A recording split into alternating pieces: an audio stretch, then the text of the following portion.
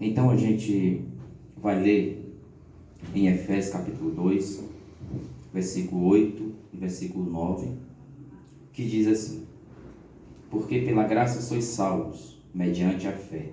E isto não vem de vós, é dom de Deus, não de obras, para que ninguém se glorie. Pastor, antes que eu viesse a Cristo, a conhecer a Cristo, eu tinha algumas dúvidas em relação à salvação, dentre outras dúvidas também que a gente vai abordar, se der tempo nesse vídeo, se não no outro, que eu tinha curiosidade de saber, mas não tinha intimidade com alguém que soubesse me responder, e por isso ficou um bom tempo eu sem saber a resposta dessas dúvidas. A questão da salvação, para quem não tem conhecimento do Evangelho, muitos nem acreditam sobre isso, porque de fato desconhecem sobre o assunto. Mas na verdade, ser salvo de quê? Boa pergunta. O que significa, ser salvo? Porque muitas pessoas têm, até os próprios cristãos têm dificuldade sobre isso. Eles dizem que estão salvos, mas não sabem necessariamente de quê. Estou salvo das doenças, estou salvo dos problemas, naquela mentalidade de que agora eu sirvo a Deus, eu sou crente e agora nada de ruim vai acontecer comigo, porque Jesus morreu para me garantir uma vida farta, uma vida de luxo, uma vida sem dificuldades, uma vida sem doenças, coisas desse tipo. Mas Jesus morreu por quê? Qual a razão? Qual o motivo? Primeiro nós precisamos entender que a salvação, eu defino a salvação como um milagre. A salvação é uma experiência divina, não é uma experiência religiosa. Você não é salvo porque se tornou evangélico. Não sou salvo porque agora sou crente. Não, sou salvo porque eu creio em Jesus. Mas eu preciso entender esse processo e o que isso de fato significa. Tem um outro texto lá em Romanos que eu quero destacar, no capítulo 3, a partir do verso 10, que diz: como está escrito, não há um justo, nenhum sequer. Não há ninguém que entenda, não há ninguém que busque a Deus. Todos se extraviaram e juntamente se fizeram inúteis. Não há quem faça o bem, não há nenhum só. E quando nós vamos para o verso 23 e 24, diz assim: porque todos pecaram e destituídos estão da glória de Deus, sendo justificados gratuitamente pela sua graça, pela redenção que há em Cristo Jesus. Ou seja, todos nós estávamos perdidos, caímos em Adão. A queda de Adão fez com que nós herdássemos essa culpa, e todos nós já nascemos destinados à ira de Deus, à condenação eterna.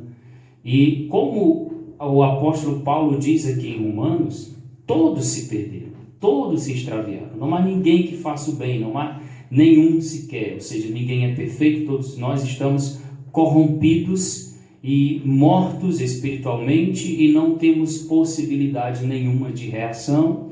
É impossível nos salvarmos, como Paulo diz aqui em Efésios, onde nós lemos no capítulo 2, verso 9, que a salvação ela não vem das obras, para que ninguém se glorie. A salvação, como ele diz no verso 8, ela é um dom de Deus, porque pela graça sois salvos por meio da fé. Isso não vem de vós, é dom de Deus. Dom é um presente, então é algo que nós não merecemos. Então eu preciso entender que eu estava perdido, como todos os outros perdidos, e destinado ao inferno, a perecer eternamente. E não havia reconciliação entre eu e Deus. Não havia nada que eu pudesse fazer, nenhum sacrifício, nenhuma oferta, nenhum ritual, nada, nenhum gesto, seja ele qual for, nada que eu pudesse fazer que mudasse esse destino. Eu estava destinado ao inferno, por natureza, filho da ira. Então, quando Jesus vem, se faz homem, se faz carne, e na cruz ele se faz culpado, assumindo o meu pecado, aqui ele está me salvando dessa condenação, do inferno. Então Jesus morreu para isso, para me salvar do inferno. para me salvar da perdição, da condenação eterna e me reconciliar com Deus. Ou seja, essa é a grande obra que Jesus realizou na cruz. E Paulo deixa isso muito claro. Nós somos salvos pela graça, favor imerecido. Nós não merecemos essa graça. Nós não merecemos a salvação. A partir do momento que eu creio em Jesus, a partir desse momento ele me justifica, me reconcilia com Deus, como diz em João 1,12. Mas a todo aquele que nele crê foi-lhe dado o poder de ser feito filho de Deus. Então, isso que significa ser salvo. Salvo de quê? Da ira de Deus, da condenação eterna, do inferno.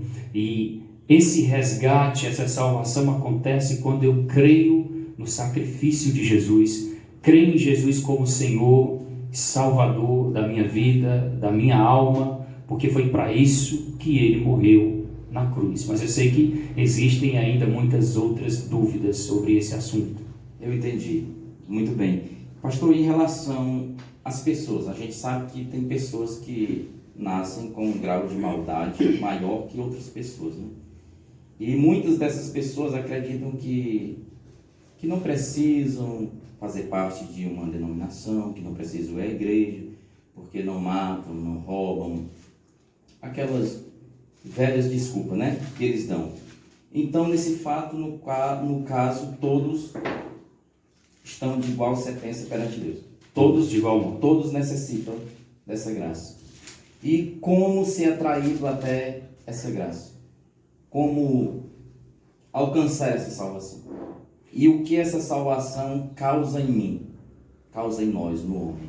Essa salvação eu ganho de Deus, eu não conquisto, né? Porque ela é um dom de Deus quando eu creio em Jesus, no seu sacrifício. Eu entendo o seu sacrifício e eu recebo essa graça. Jesus, eu entendi que o Senhor morreu na cruz, no meu lugar, pelos meus pecados, se fez culpado por mim e me justificou. Eu não tinha competência, eu não tinha capacidade nenhuma de me salvar, de fazer alguma coisa que me tornasse digno e merecedor, mas pelo teu mérito na cruz, o Senhor tomou o meu lugar. Então eu creio nesse sacrifício e eu aceito essa oferta da graça.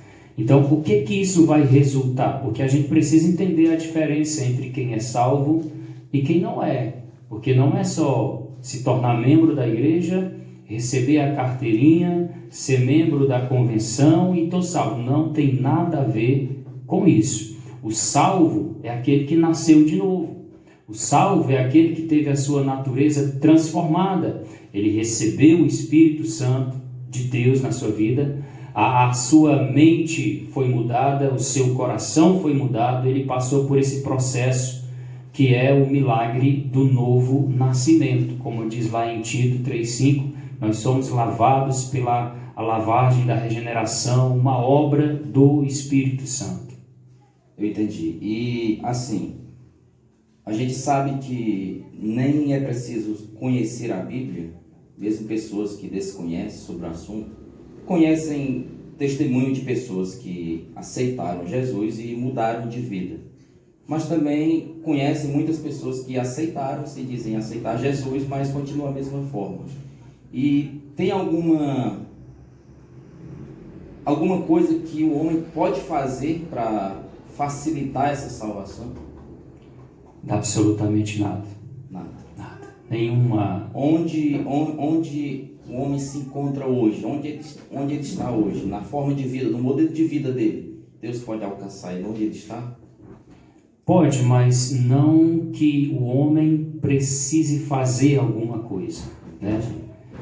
Nós ouvimos a mensagem, nós refletimos sobre essa mensagem, nós levamos em conta tudo que nós fizemos, nós reconhecemos os nossos pecados, não queremos mais praticar, mas isso não significa que eu me tornei merecedor dessa salvação. Eu continuo sendo um pecador perdido, extraviado, totalmente depravado, e o que vai acontecer é que Cristo vai me salvar. Ele me escolheu, me salvou e Ele gerou em meu coração esse desejo de buscá-lo, me atraiu para Ele, né? Ele usou formas e meios, conduziu pessoas para trazer até mim o Evangelho, para que eu pudesse ouvir. E é uma questão assim bem complexa, né? Porque a gente vai acabar caindo na questão do pensamento teológico calvinista e arminiano, mas eu procuro não me envolver nesses dois polos, porque nenhum lado e nem outro tiram todas as minhas dúvidas, respondem todas as minhas perguntas, mas o que eu entendo pela Bíblia, e estudando um pouco disso também, de calvinismo, de arminianismo, é que a salvação é uma obra de Deus, e que embora eu ouça a mensagem e eu me arrependa e eu deseje buscar, não significa que eu sou merecedor, não significa que eu estou participando desse processo, né? Porque tem muitas pessoas que escutam, que se arrependem, que choram e que tentam, mas não conseguem, né? Não aconteceu ali aquele milagre, aquela experiência não foi verdadeira. E o que acontece? Quando eu creio de todo o meu coração, Deus já está trabalhando na minha vida, né? Me conduzindo a essa experiência da salvação. Eu queria compartilhar outro texto que se encontra em Romanos capítulo 10, e depois de eu ler eu vou fazer outra pergunta, que diz assim, Romanos capítulo 10, versículo a partir do 13, diz assim: porque todo aquele que invocar o nome do Senhor será salvo. Como, porém, invocarão aquele em que não creram? E como crerão naquele de quem nada ouviram? E como ouvirão se não há quem pregue? E como pregarão se não forem enviados? E aí eu pergunto ao Senhor, como crer no Evangelho para ser salvo, sem conhecer o Evangelho, sem ouvir a palavra, sem saber sobre o sacrifício de Cristo? Se tiver uma pessoa nos assistindo agora, e essa pessoa tiver o desejo de ser salvo, não por ele, não pela vontade dele, mas pela graça de Deus, que é a graça de Deus. Se ele tiver esse desejo, que o Senhor aconselha ele a fazer? Aconselho ele a buscar ajuda de alguém, né? Um pastor, um irmão obreiro que ele conhece, para procurar conhecer sobre Jesus, aprender quem é Jesus, o que a Bíblia ensina sobre Jesus, porque eu preciso conhecê-lo, seu sacrifício, entender o significado, porque essa pessoa precisa entender que não é só dizer eu creio em Jesus. Não é só lembrar que Jesus morreu um dia na cruz para salvar a humanidade, mas na verdade não saber o que significa de fato, né? O que é ser um discípulo de Jesus, o que eu tenho que fazer para segui-lo, para servi-lo, né? Para obedecer a sua vontade. Não é só dizer eu creio, né? Agora eu preciso conhecê-lo, né? Conheçamos e prossigamos em conhecer ao Senhor, e eu preciso me lançar, me entregar e buscar esse conhecimento de Deus através da Bíblia Sagrada.